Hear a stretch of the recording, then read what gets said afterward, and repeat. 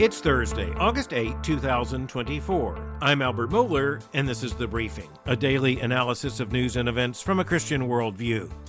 Oh, by the way, Joe Biden is still President of the United States.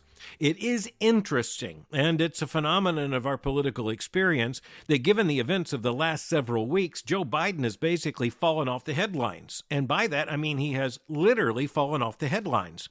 You look at several editions of the nation's most influential newspapers in recent days, the President of the United States is not on page one. And that's pretty much indicative of the way Joe Biden has now been basically dismissed from current conversation. Now, that's not entirely unusual when it comes to a president who's not running for re-election, especially by the time you get to this point in a presidential election cycle. Everyone's basically talking about those who are running, not the one who is not. But in this case, of course, there's more to it because of the rather embarrassing way that Joe Biden left the 2024 presidential campaign. More or less, not of his own volition. He was pushed out by his own party, and undecorously so. He was also in a position in which he was basically being dismissed because he was no longer believed to be capable of running a campaign. But if you can't run a campaign, you certainly can't run the White House. But we also now know President Biden hadn't been running many things for quite a long time.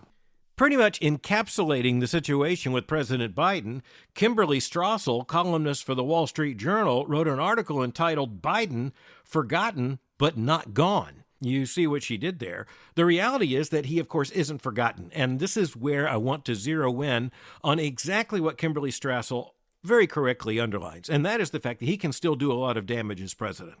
And the most important thing to recognize is that at this stage in a presidency, Joe Biden is in no position whatsoever to influence much foreign policy. And that's simply because even foreign nations and their leaders are pretty much factoring in politically who's coming next and is going to be the power of the future rather than the one whose power is dissipating day by day.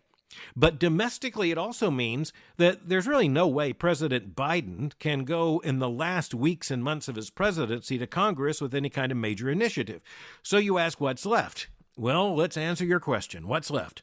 Mostly executive orders and talk. And those two things are not unrelated, of course, but the president can issue some executive orders. And as many have pointed out, one of the problems with that is that even as the president's running out of time, he's not running out of stationery, so to speak. So he can issue these executive orders, and even if they are later reversed, well, the fact is he at least gets the temporary satisfaction and the cheap political thrill of having made headlines by issuing this or that executive order. So what are we looking out for? Well, in particular, we're looking out for what he has been doing in terms of efforts at such things as student loan forgiveness. The president's dead set on doing what there is no constitutional power for him to do. And that's why several courts have checked his attempts just single-handedly to basically rewrite massive amounts of federal money when it comes to loan agreements for student loans. I've also talked about the fact that that is a very, very dangerous way for a government to do business. I realize that some listening to me today, and some loved by those who listen to me today, may greatly benefit from the forgiveness of student loans. But that's not a way a responsible country can put a moral, financial, and, say, borrowing context into a system. You can't do that. Because if indeed you're going to have people take out money, which is coming from the federal taxpayer, with the assurance that it's going to be paid back, and then you just say, never mind, well, guess who's actually holding the tab? And so even as there is the immediate political thrill of someone like President Biden being able to say, look what I did for you, the fact is, what's not acknowledged is what you just did to the nation's economy and to, frankly, future taxpayers. But one of the really big things we need to look at, because this is going to outlive the Biden administration, is what the President of the United States did days ago in Austin, Texas. President Biden, and this was coming just days after he announced he was withdrawing from the race, he went to the Lyndon Baines Johnson Presidential Library and the Johnson Center there at the University of Texas in Austin, and there he delivered an address in which he called for major changes when it comes to the United States Supreme Court. Now, there had been speculation about the president making these calls for what the administration calls the reform of the Supreme Court. But let's face it, what's really going on here is the fact that the political left in this country is very angry at the fact that Donald Trump was able to appoint and get confirmed 3 justices to the United States Supreme Court. That's a third of the justices. And quite frankly, even as the left is infuriated about the conservative jurisprudence, or at least the turn towards a conservative jurisprudence on the part of the U.S. Supreme Court, the really infuriating thing is that you have justices serving for life. So when President Biden gave his address, and remember, this is really just about words, but let's remember, fellow believers, words matter. The President of the United States, who can't get this accomplished himself, nonetheless wanted to go down in history and frankly wanted to capture some headlines, and he did. Top of the fold, New York Times, for example. He wanted to capture the political initiative and go down as the one who called for at least 3 major reforms, he called them. I would say assaults on the United States Supreme Court. So let's look at what the president called for. Number 1, the president there speaking in Austin, Texas, called for a constitutional amendment that would strip presidents of any presumed immunity for all actions taken while in office, actions that might be construed as relating to political business or the constitutional assignment of the president. Now, understand that there's a lot going on here, and a lot of it has nothing to do with Joe Biden. A lot of it has nothing to do with Donald Trump. It has to do with the separation of powers in the U.S. Constitution, and it has to do even with debates in the founding era, even as the Constitution was being hammered out. One of the big problems, and you can certainly see this as you look at other countries, one of the big problems is that you have patterns. Mexico would be an illustration, so would France, as a matter of fact, in which new governments seek to bring criminal charges against previous governments. And so you have more than one French president who's been found guilty of criminal acts while in office. Were they criminal acts? Well, they might have been, but then again, they might not have been, at least as construed within a larger political context. And country by country, this is a huge problem. Now, in recent American political discourse, there are people referring to this as lawfare. That means using law as an instrument of war, as in warfare. I think that's a very weak term, frankly, for what we're looking at on the stage of world history. Now, just think about this. When you look at the constitutional responsibilities of the presidency, that is, the office of the President of the United States, arguably, especially in the context not only of U.S. law, but international law, there isn't a president of the United States, not one of them, who could not be accused of breaking some law in the course of doing his work as President of the United States.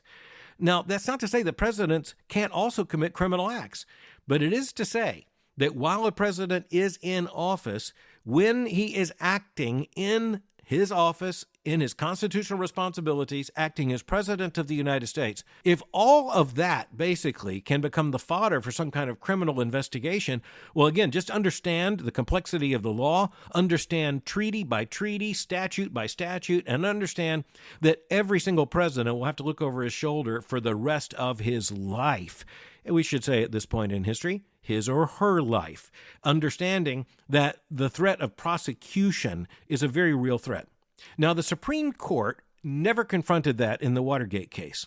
But even as recent arguments have brought back to the surface, when you're looking at least a lot of what President Nixon did wrong, and let's just state, he did a lot of things wrong, it is arguable that a lot of what he did would not have been susceptible or vulnerable to a criminal prosecution.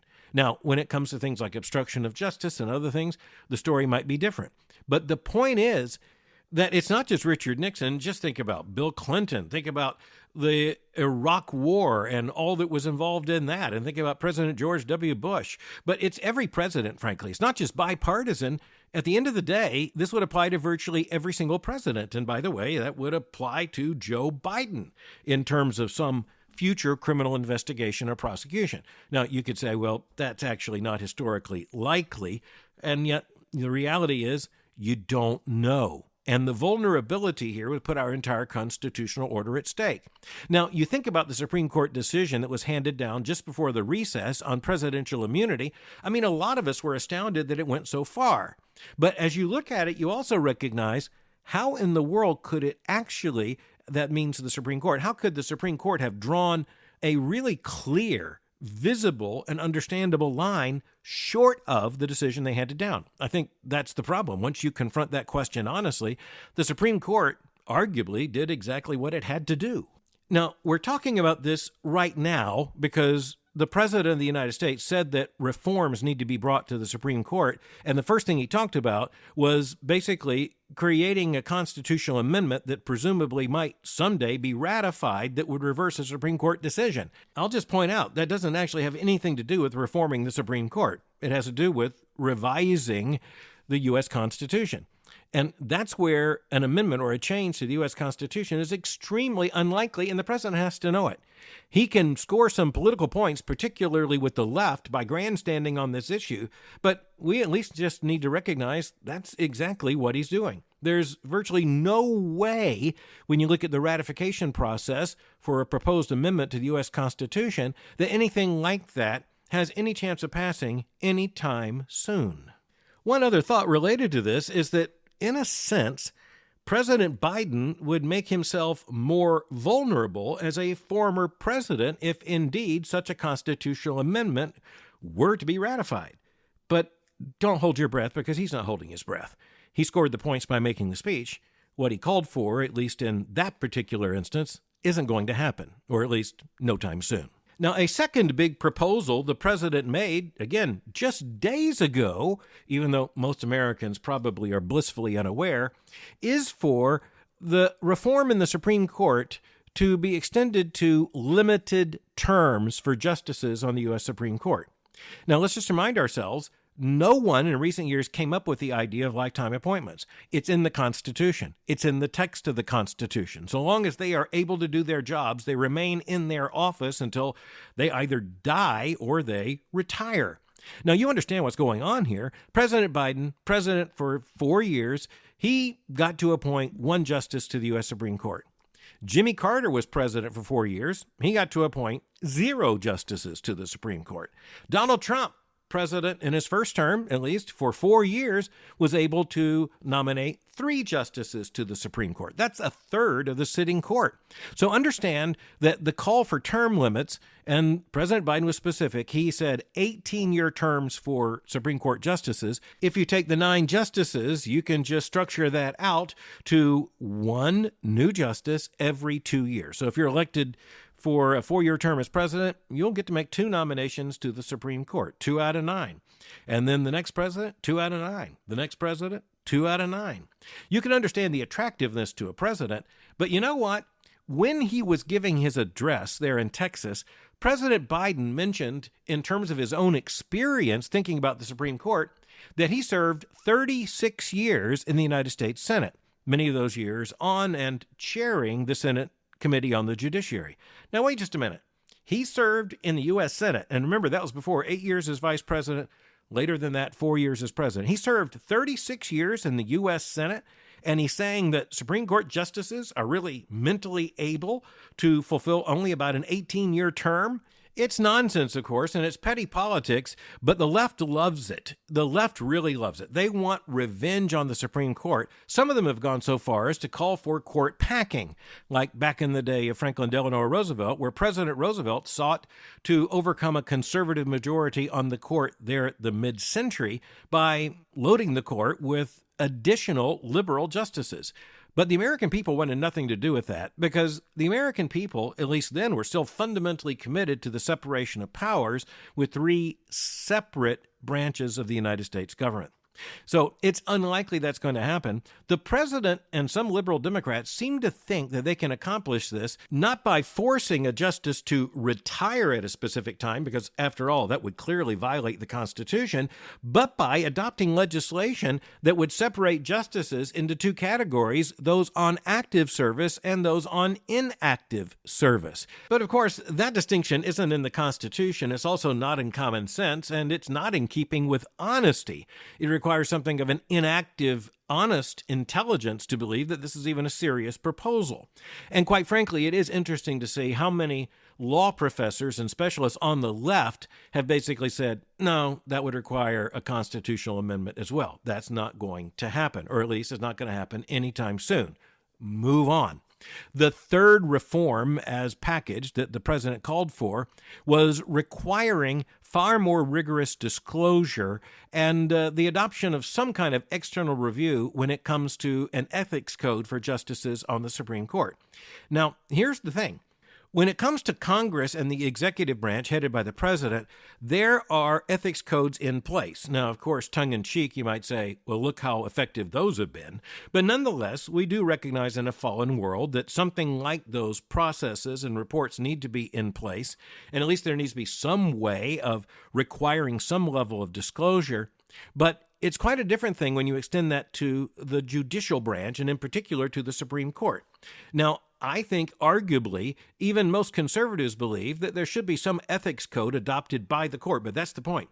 And of course, the court's taken some action, but an even more extensive action may well be called for by the judiciary itself, especially as the Supreme Court, the Chief Justices, and his colleagues look at the situation. But the point is, another branch of government doesn't have the power to enforce that on the Supreme Court.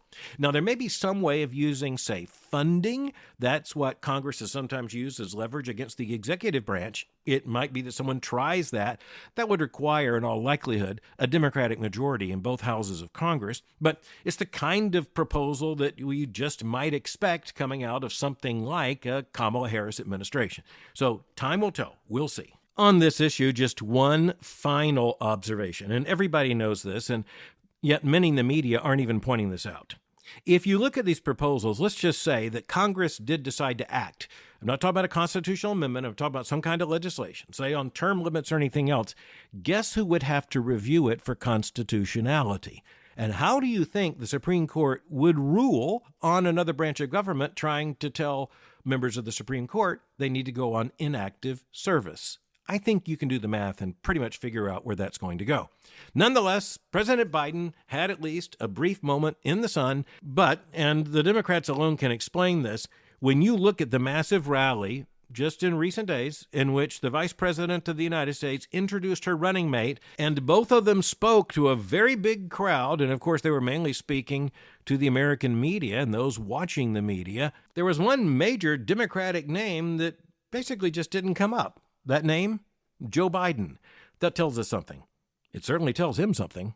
Okay, simply a massive issue we need to talk about, and that is where we stand right now, particularly on the issue of the transgender movement and minors, that is to say children and teenagers. The issue's truly never far from the front burner, and in moral terms, we understand why. We're talking about such a weighty issue.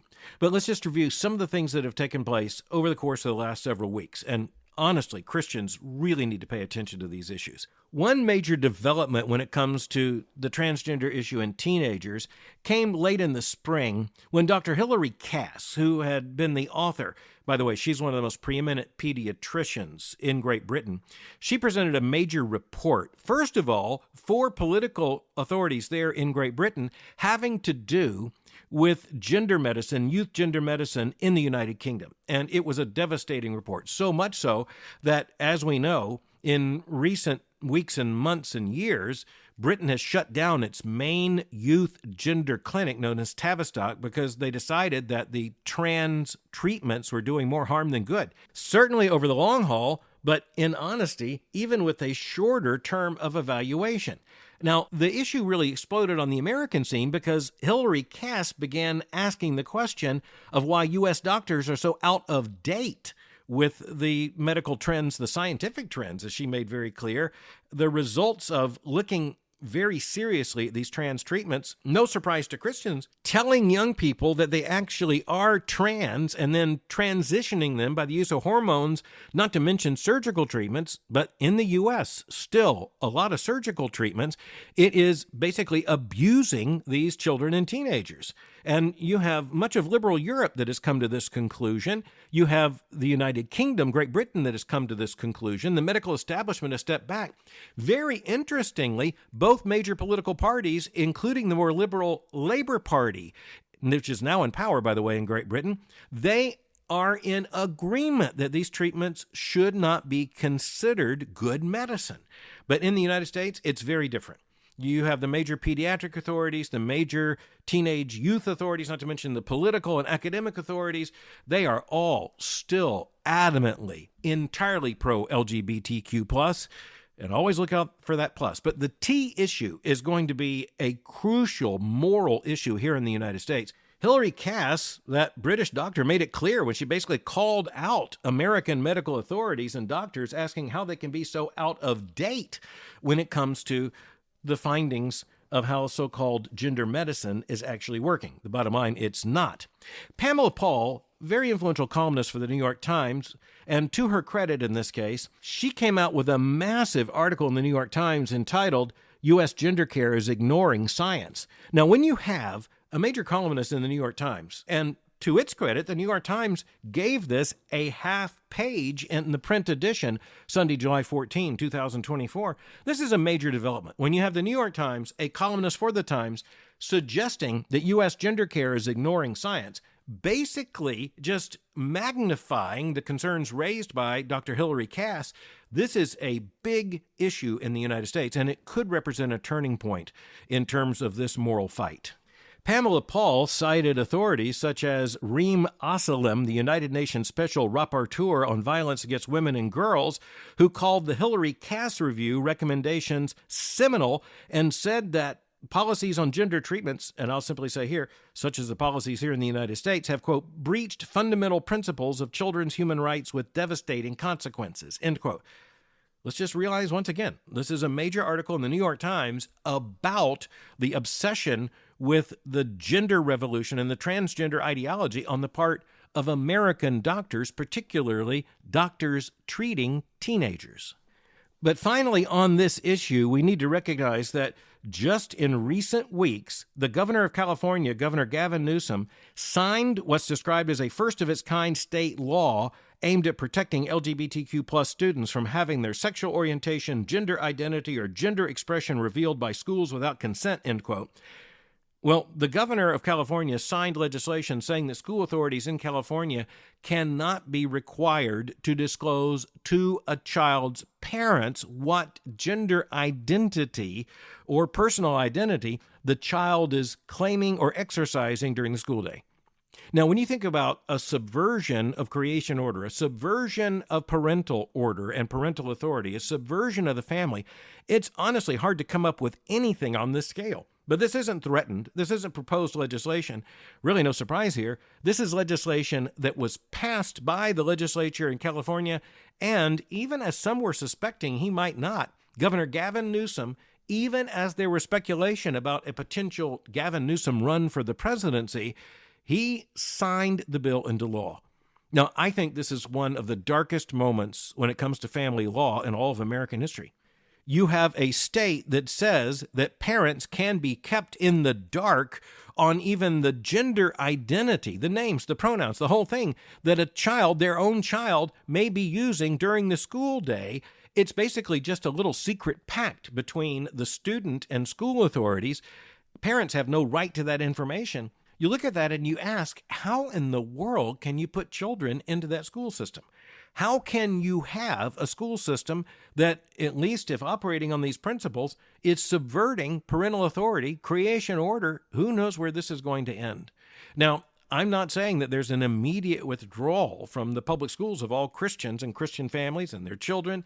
I am saying this is going to be seen as a major turning point, and at least from now on, and it's not just in California, because other states are going to copy this legislation, it's going to raise the question, just when does it become impossible for Christian families to have their children in the public schools? Just how many steps like this are necessary? It is tempting to say, well, you know, this is just one law. This is just one state. It's one governor. But when you're talking about California, we all know we're not just talking about one state. We're talking about the state that serves as a trendsetter and intends to.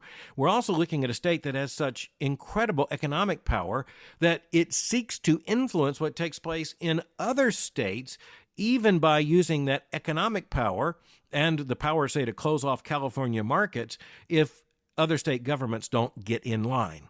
Now, again, I'm not saying that that has happened this week or that it's threatened next week where you live, but I am saying that it's dishonest to look at the last 50 years of American history and argue, even for a minute, that what happens in California, just to take one example, stays in California.